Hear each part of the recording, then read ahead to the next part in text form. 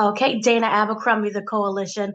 Thank you so much for speaking with me. I truly love this movie, but what I wanted to know from you when you're sitting down and you're writing this, what were the essential elements that you had to include with this movie? That's a great question, Dana. I'd always wanted to write a Christmas movie. I always wanted to write a holiday movie.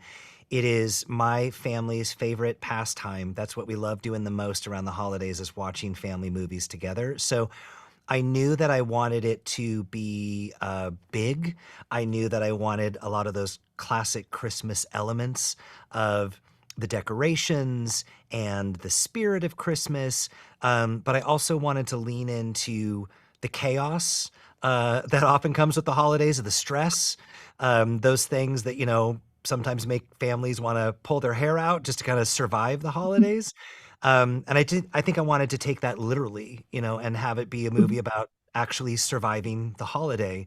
So I wanted to do a blend of a lot of those classic holiday movie elements, but with some more, contemporary elements to it that make it feel like a real family. I wanted it to be in every family that every family could relate to. And I think that, they can with those, more grounded moments so that we can really have a lot of fun when things go absolutely Very crazy. true. Now, this is inspired by your childhood and childhood events.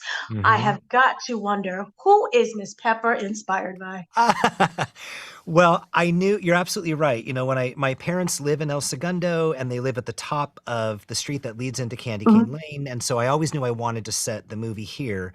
Um, but you're right, Pepper, I needed a really good villain.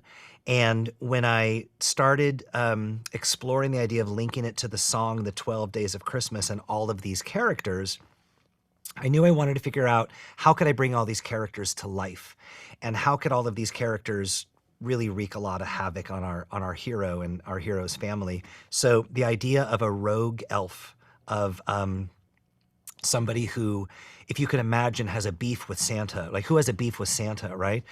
But she does, and she goes out on her own because she is going to try to teach a lesson or two. But of course, she's the one who actually needs to learn the lesson. Now, was that always the initial goal? You have the family, and also, the husband is dealing with the competitive nature, but there's also that secondary story of Pepper and her beef with Santa. So, in a way, Mhm. there's two stories in one. Was that always the initial goal, or did it evolve to that over time? I think a little bit of both. I mean, I'm Mhm. always a believer as a writer that your hero and villain are actually different sides of the same coin. Right. That the hero, if the hero doesn't get these things right, the hero could eventually become the villain. And Mhm. so in building my hero, it helped me figure out who the villain was. And then I would go on and develop the villain, and then that helped, bring some insight into the hero. So I definitely see them as characters very deeply connected to each other. Wonderful. And lastly, if you could describe Candy Cane Lane using one Christmas word, what would you say? It's magic. I love it. Thank you so much for speaking to me. Truly a Nice wonderful to film. meet you. Thank you. Thank you. Merry Christmas. Merry Christmas.